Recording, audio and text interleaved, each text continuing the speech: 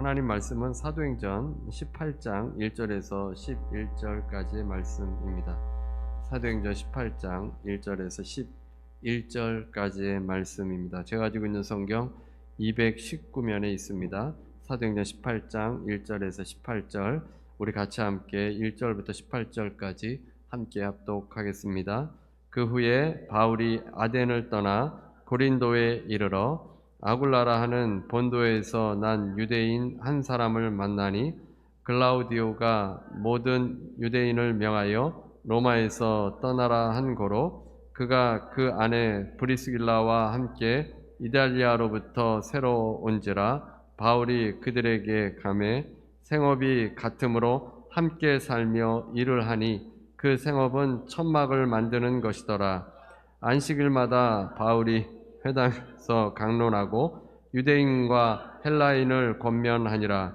실라와 디모데가 마게도냐로부터 내려오매 바울이 하나님의 말씀을 붙잡혀 유대인들에게 예수는 그리스도라 밝히 증언하니, 그들이 대적하여 비방하거늘 바울이 옷을 털면서 이르되 너희 피가 너희 머리로 돌아갈 것이요 나는 깨끗하니라. 이후에는 이방인에게로 가리라 하고 거기서 옮겨 하나님을 경외하는 디도 유스도라 하는 사람의 집에 들어가니 그 집은 회당 옆이라.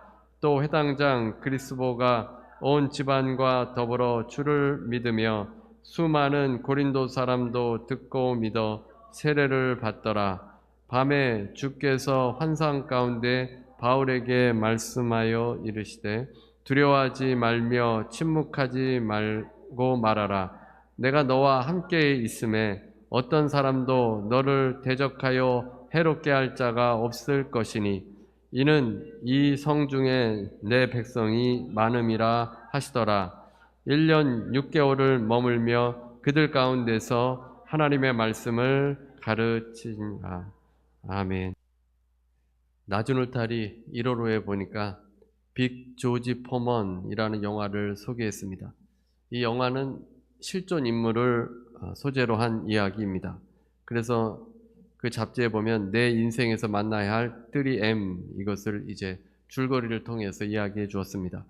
이 조지 포먼은 한때 세계 헤비급 챔피언이었습니다.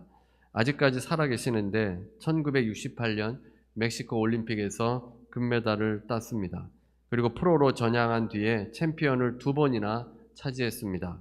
심장마비를 겪고서 은퇴를 했는데 40대에 다시 돌아와서 현역으로 활동해서 상대 복서들을 눕히기도 했습니다. 전성기 못지않은 위력을 발휘하고 은퇴했는데 현재까지도 후유증 없이 건강하다고 합니다. 그는 지미영이라는 선수와의 경기 후에 판정패를 당해서 탈의실에서 심장마비가 일어났는데 거의 죽음에 이르게 되었습니다. 수술에 성공해서 놀랍게 살아났는데 가사 상태에서, 코마 상태에서 하나님을 만나고 완전히 다른 삶을 살게 되었습니다.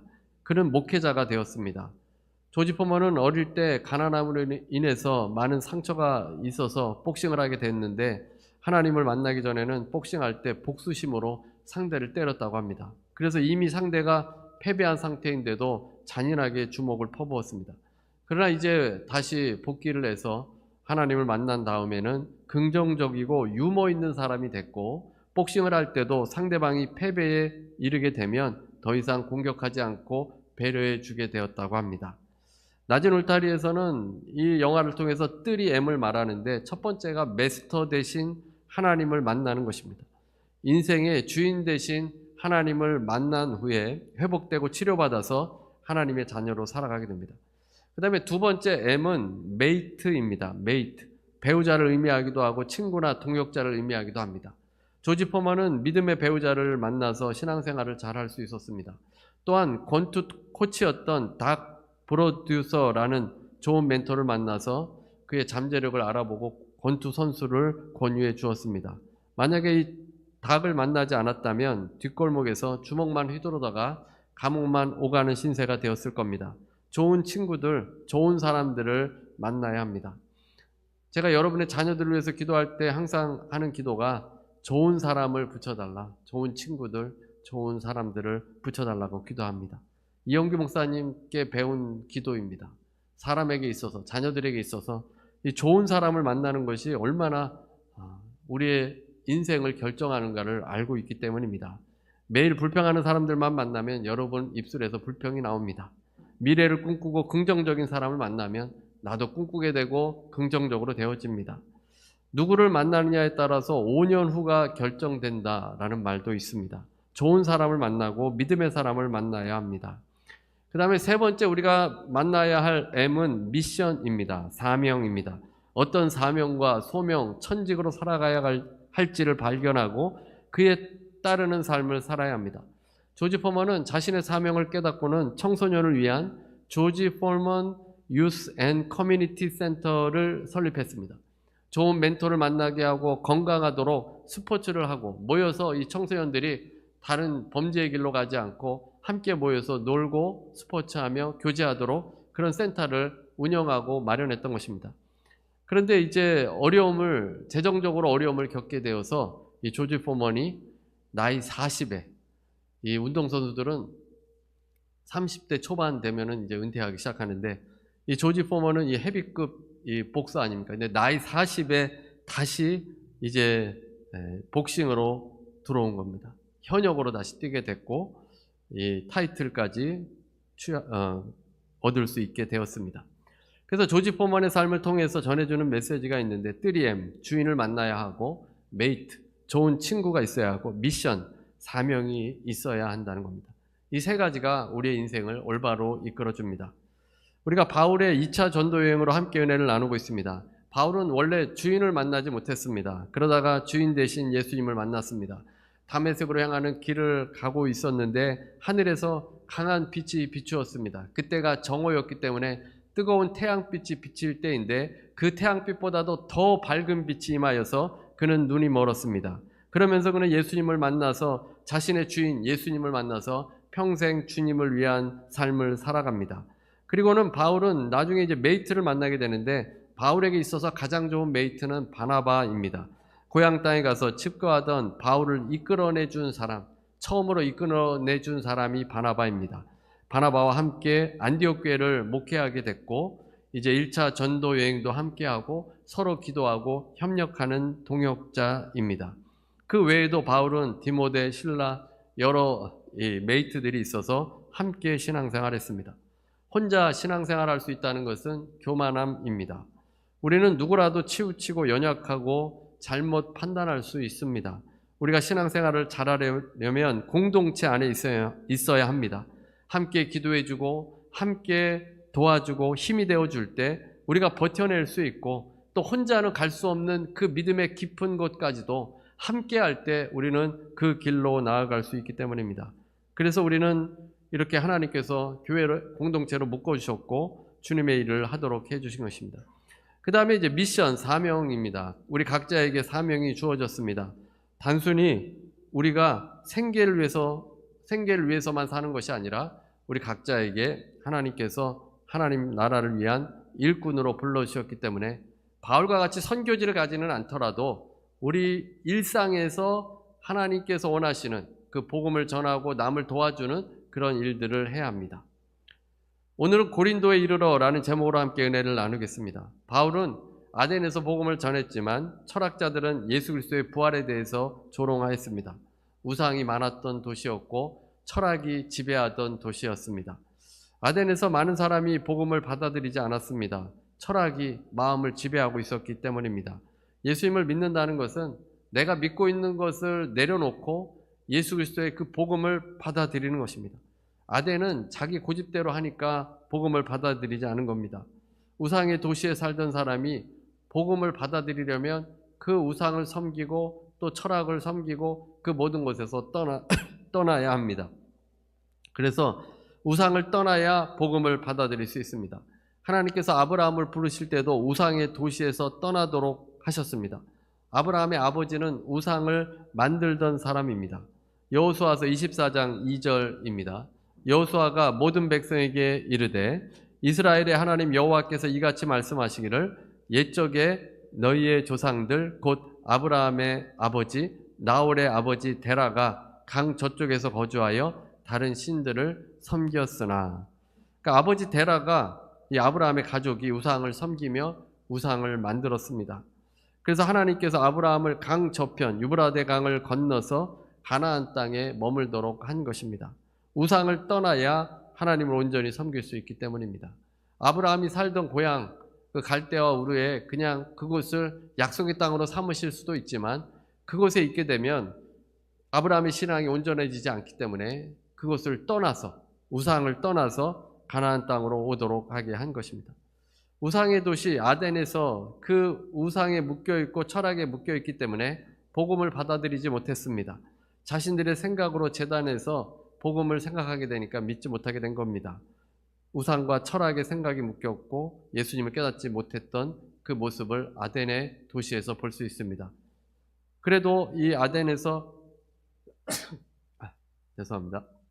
아덴에서 아레오바고 관리였던 디오누시오와 이 다마리라는 여인이 예수님을 믿게 돼서 아덴에서도 복음은 계속 증거되었을 겁니다. 이제 바울이 아덴을 떠나서 고린도에 이르게 됩니다. 바울은 원래 소아시아로 가서 복음을 전하려고 했습니다. 소아시아에는 디아스포라 유대인들, 이렇게 유대인들이 널리 퍼져 있었기 때문에 거기 회당에 가서 복음을 전하면 예수님께서 죽으시고 부활한 사실이 역사적인 사실이기 때문에 그들을 설득하고 그들에게 복음을 증거하기가 쉽기 때문입니다. 그러나 성령님께서는 바울을 아시아로 가는 길을 막으셨고 유럽으로 인도하셨습니다. 환상 중에 마게도냐 사람이 와서 자신을 도우라고 했습니다. 바울은 하나님의 뜻이 유럽에 있다는 것을 깨닫고 빌립보, 데살로니가, 베레아를 거쳐서 아덴으로 왔습니다. 유럽 동부에 위치한 주요 도시들을 다 방문한 겁니다. 지금 바울이 2차 전도 여행을 하고 있습니다. 그리고 바울이 드디어 고린도에 이르게 되었습니다. 고린도는 그리스의 항구 도시로 상업과 무역이 번창한 도시입니다. 또한 동서 문화와 종교의 혼합을 이루었던 도시입니다. BC 8세기경에는 강력한 군사력과 경제력을 지닌 도시였다가 로마에 의해서 파괴되었고 100년 후에 다시 이제 로마에 의해서 재건되었습니다. 그 후에 아가의 지방의 수도가 되었고 상업, 무역, 정치의 중심지로 번창하였습니다. 그 당시인데도 2만 명이 한 번에 들어올 수 있는 야외 극장이 있었다고 합니다. 그리고 올림픽과 같은 그런 경기가 계속 이 고린도에서 열렸습니다. 고린도에는 12개의 신전이 있었는데 도시 중앙에는 아폴로 신전이 있었고 사랑의 여신 아프로디테의 신전이 있었습니다. 아프로디테는 비너스입니다. 이곳에 1000명 정도의 신전 매춘부들이 있어서 도시 전체를 타락시켰습니다. 고린도가 얼마나 타락했던지 사람들이 고린도 사람처럼 행동하라 라는 뜻은 음행하다 라는 의미로 받아들여졌고 고린도의 아가씨들이라고 하면 매춘부를 의미했다고 합니다. 고린도는 전략적 요충지였지만 타락한 도시입니다. 대규모의 체육 경기로 인해서 사람들의 왕래가 매우 잦은 곳이었습니다. 그래도 이 고린도가 전도가 되면 많은 사람들이 복음을 듣고 사람들이 많이 왕래하기 때문에 세계 여러 곳에 복음을 증거할 수 있는 요충지가 될 수 있습니다.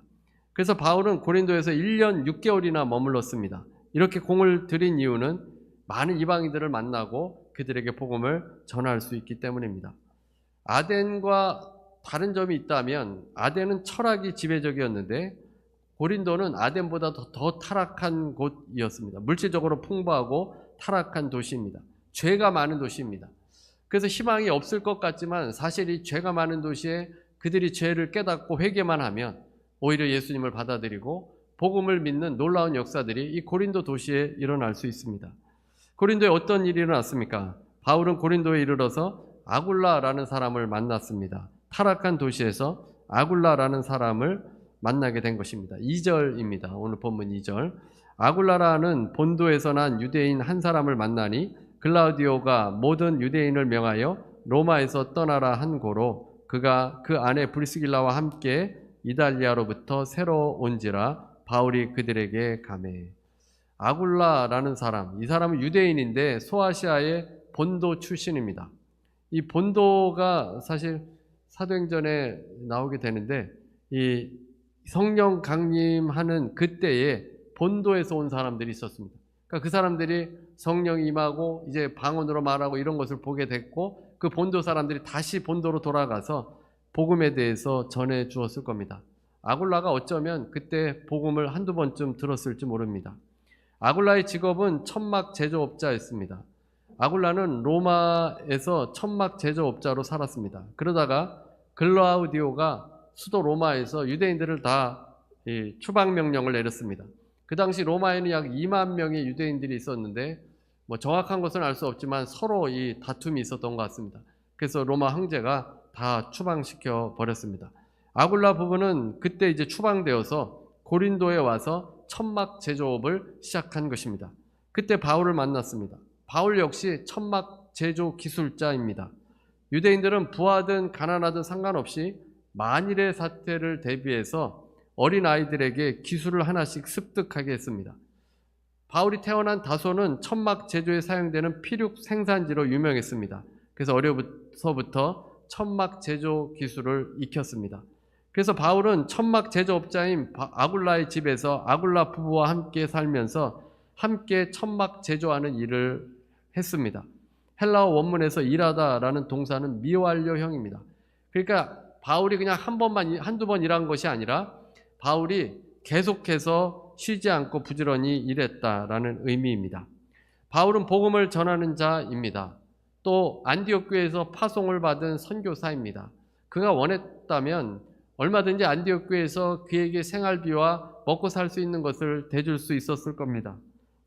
후원만 받아서 선교한 때도 있었습니다. 그런데 이제 고린도에 와서는 바울이 함께 일하면서 사람들과 친밀해지고 복음을 전하기를 원했습니다. 유대인과 헬라인 모두에게 복음을 전했는데 1년 6개월을 머물면서 이제 복음을 전할 수 있었던 이유는 아굴라 부부를 만났기 때문입니다. 그 부부가 없었더라면 아마도 바울은 고린도에서 이렇게 많은 열매와 또 오랜 시간 머물지 못했을 겁니다. 바울은 이 고린도가 편했던지 여기서 데살로니가 전후서를 썼고 나중에 3차 전도 여행 때는 이 고린도에서 로마서를 썼습니다. 그리고 고린도에서 이제 로마에 가서 복음을 전해야 되겠다라는 계획도 갖게 되었습니다. 그래서 고린도는 사실 바울에게 있어서 굉장히 중요한 곳이었습니다. 그 다음에 아굴라의 아내는 브리스길라입니다. 브리스길라가 어느 민족인지는 언급되어 있지 않았지만 이 로마 귀족의 가문인 브리스가 집안과 연관이 되어 있는 것 같습니다. 그래서 로마 귀족 가문의 귀부인이고 영향력이 커졌던 것 같습니다. 성경에서는 이름의 순서가 중요합니다. 그냥 이름을 아무 의미 없이 나열하지 않고 꼭 의미 있는 순서대로 이름을 나열합니다. 그래서 중요한 사람을 먼저 기록을 하는데 여자들은 그 당시에 사회적인 지위가 낮기 때문에 거의 앞에 등장하기 어렵습니다. 그런데 브리스길라가 먼저 등장합니다. 오늘 본문에 있는 사도행전 18장 26절입니다. 그가 회당에서 담대히 말하기 시작하거늘 브리스길라와 아굴라가 듣고 데려다가, 아굴라가 남자이고 브리스길라가 와이프입니다. 근데 브리스길라가 먼저 등장합니다. 교회 내에서 남편보다 더 믿음이 있고 영향력이 있기 때문입니다. 여러분들이 여자분들이 많으신데 믿음이 더 많으면 하나님께서는 믿음이 많은 사람을 더 먼저 기억하십니다. 그래서 한 주석가에 의하면 아굴라에게는 기술이 있었고 로마 귀족 가문에 속한 브리스길라에게는 돈과 인맥이 있어서 그들이 공동으로 천막 제조와 가죽 수공의 상사를 소유했을 것이다 라고 생각합니다. 그래서 로마에서 쫓겨났기 때문에 고린도에서 이 사업을 시작했고, 로마에는 수많은 사람이 오고 가고 또 스포츠 경기 보기 위해서 오는데 지금처럼 호텔이나 이런 데 머무르는 것이 아니라 천막을 치고 거기에 머무르기도 하고 군인들에게도 또 천막이 필요하기 때문에 이 사업이 잘 됐던 겁니다. 그래서 이 고린도까지 와서 이 부부가 이제 이 사업을 시작하게 되었습니다. 그리고 계속 이 바울과 동역을 하고 함께 에베소까지 동행하고 또 에베소에 지점을 냈다가 오래지 않아서 다시 로마에 대한 핍박이 완화되자 로마로 돌아가서 다시 이 사업을 계속 시작합니다. 그래서 아굴라와 브리스길라가 바울을 만난 것이 사실은 참으로 놀라운 일입니다. 바울이 계획해서 아굴라를 만난 것이 아닙니다. 아굴라가 로마에서 추방돼서 거기에 올 것을 알고 만난 것이 아니라 함께 동역하는 메이트를 만나게 된 것은 어찌 보면 우연히 된 일처럼 보입니다. 하나님께서 그 모든 것을 인도해 주셨고 만나도록 이끌어 주신 것입니다. 인생의 주인이 하나님이시고 그 하나님이 우리 한 사람 한 사람을 만나도록 해주신다는 겁니다. 우리들이 만난 것도 다 우연 같은데 이 미국 땅에서 만난 것 대단한 우연 아니겠습니까? 그런데 하나님께서 다 만나도록 해주셨다는 겁니다. 하나님께서 우리 메이트로 함께 만나서 신앙생활하도록 만나도록 이렇게 인도해 주셨고, 그리고 미션을 주셔서 사명을 행하도록 해 주십니다. 그래서 우리 인생의 주인이 하나님이시고 하나님께서 모든 것을 이끌어 가 주십니다. 미국에는 괜히 와서 저 사람 만나서 고생하고 이런 말 하지 말라는 겁니다.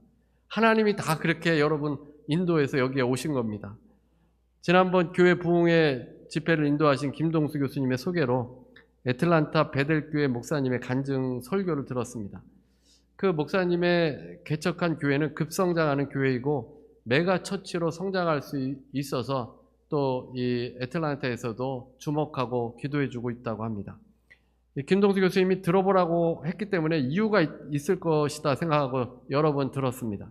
그분의 간증에서 계속 주장하는 것이 주어가 누구인지를 깨달으라는 겁니다. 주어가 하나님이시라는 겁니다.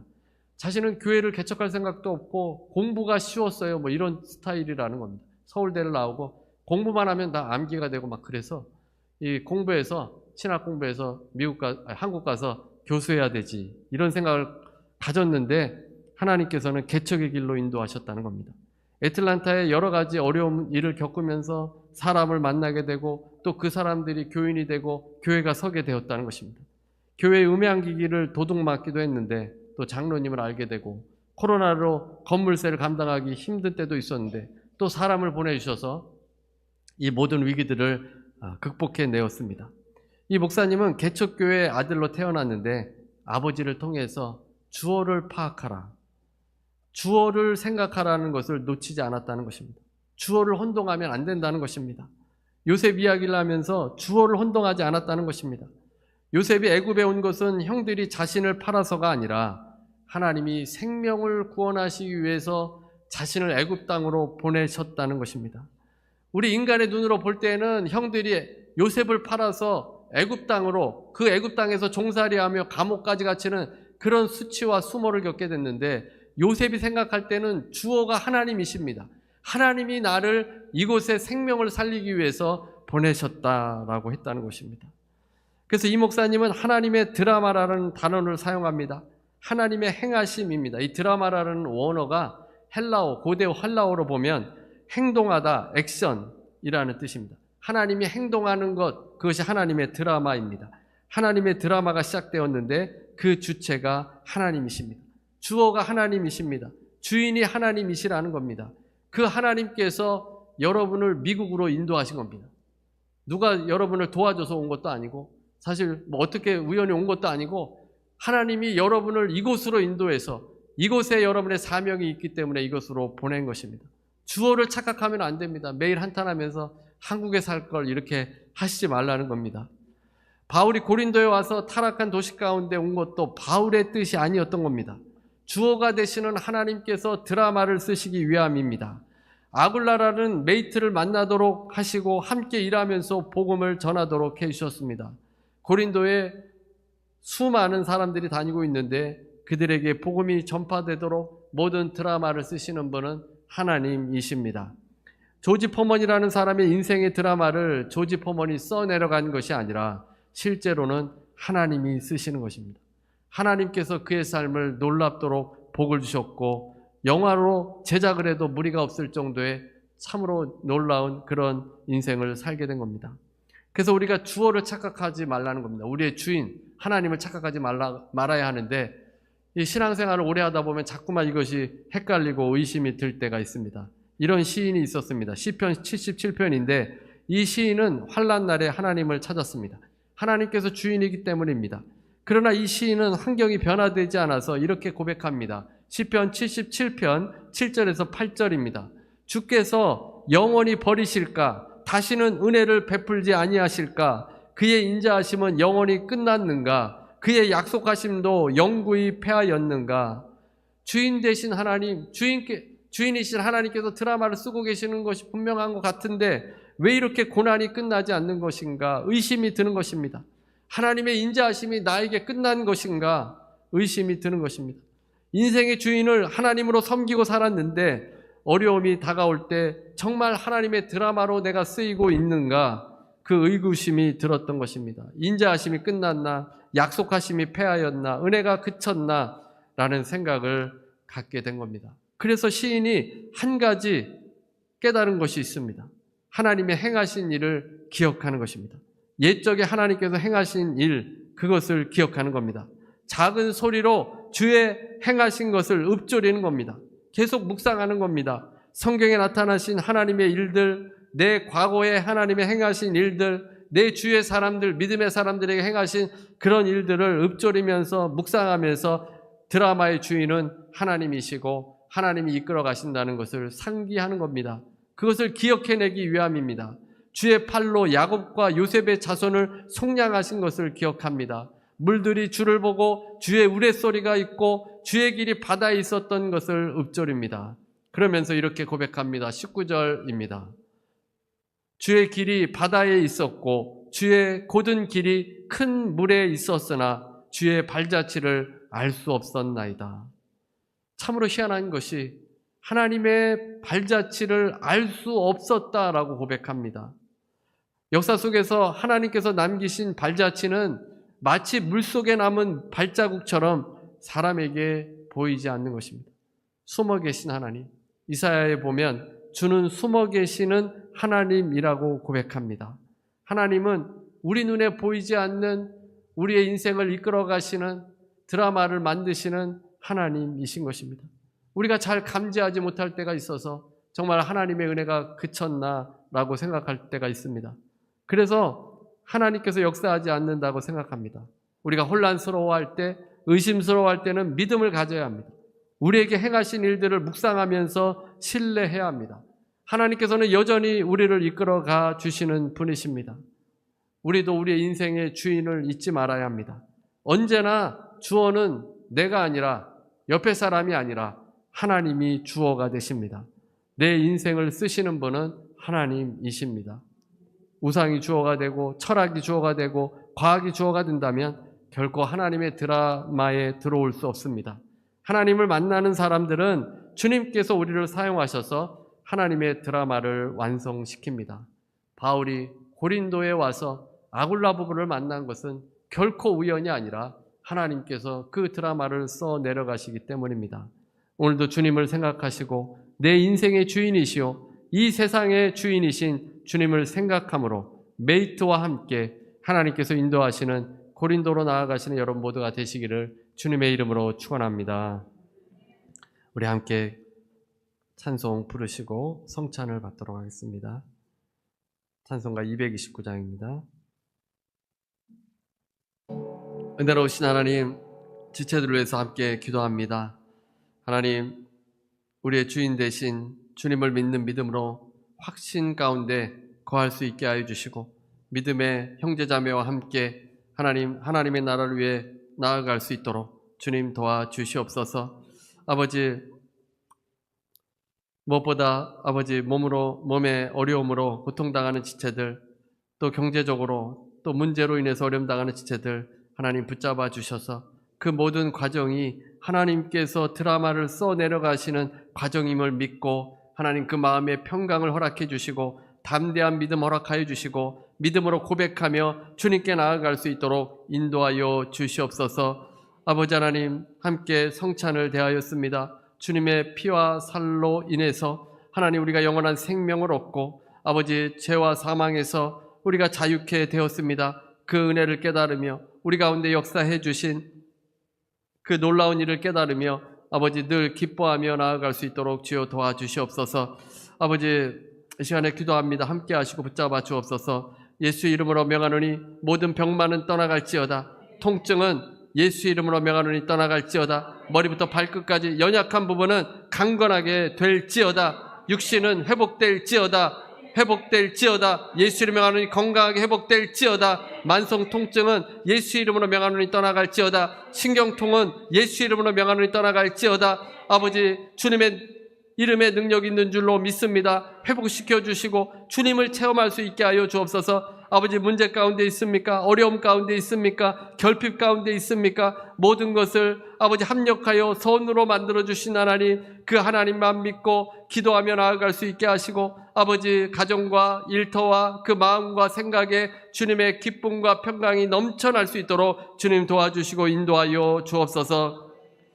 지금은 우리 주 예수 그리스도의 무한하신 은혜와 아버지 하나님의 극진하신 사랑과 보혜사 성령님의 교통하시고 내주하시고 충만케 하심이 오늘 함께 배드리는 모든 성도들 위에 개인, 가정, 일터 위에 하나님께서 우리의 주인이심을 믿으며 고린도로 향하는 모든 주의 백성들 위에 지금부터 영원토록 함께 있을지어다.